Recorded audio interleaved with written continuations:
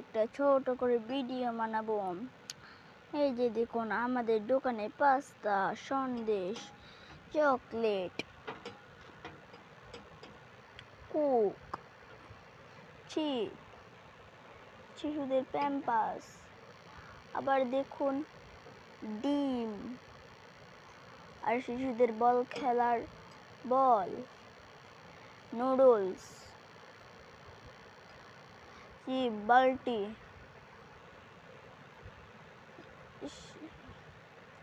দেখেছেন, লেবু, রুটি,